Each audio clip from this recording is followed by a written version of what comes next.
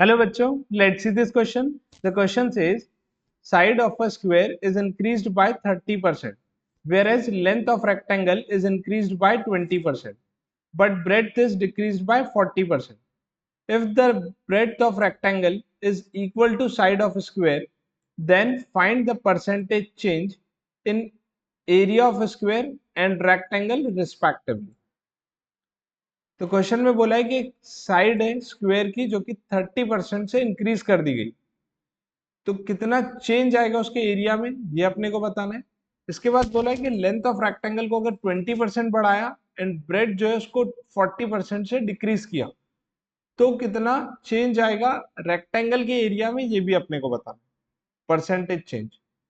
तो सबसे पहले अगर मैं बात करूं स्क्वायर के लिए, तो स्क्वायर का 30% से साइड को इंक्रीज किया गया, तो अगर पहले साइड ऑफ स्क्वायर अगर x होगी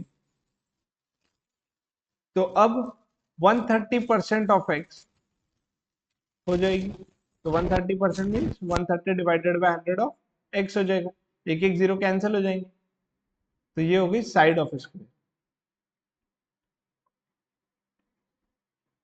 एरिया फाइंड आउट करना है, तो area is equals to 13/10 of x को स्क्वायर करना, क्योंकि साइड पता है, एरिया फाइंड करना है तो साइड स्क्वायर करना।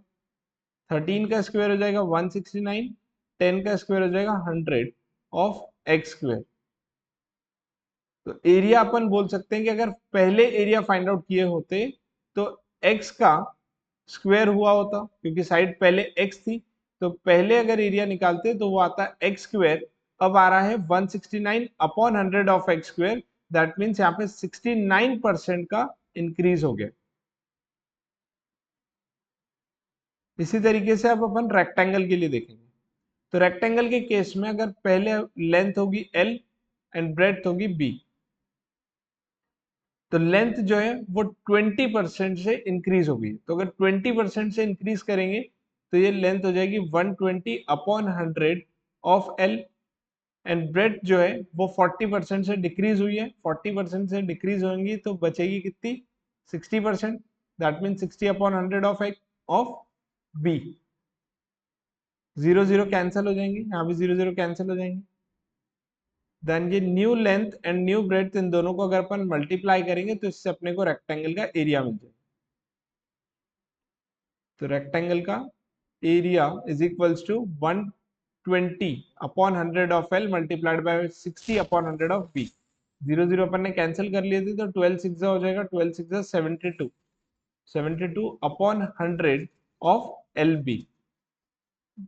पहले अगर एरिया फाइंड आउट किए होते रेक्टेंगल का तो वो एरिया आता है L इंटू बी। अब आ रहा है 72/100 of L B, that means 28% कम हो गया, ऐसा अपन बोल सकते हैं, क्योंकि 100 में से 72 को सब्ट्रैक्ट करेंगे तो वैल्यू मिलेगी 28, दैट मीन्स 28% यहाँ पे डिक्रीज हुआ।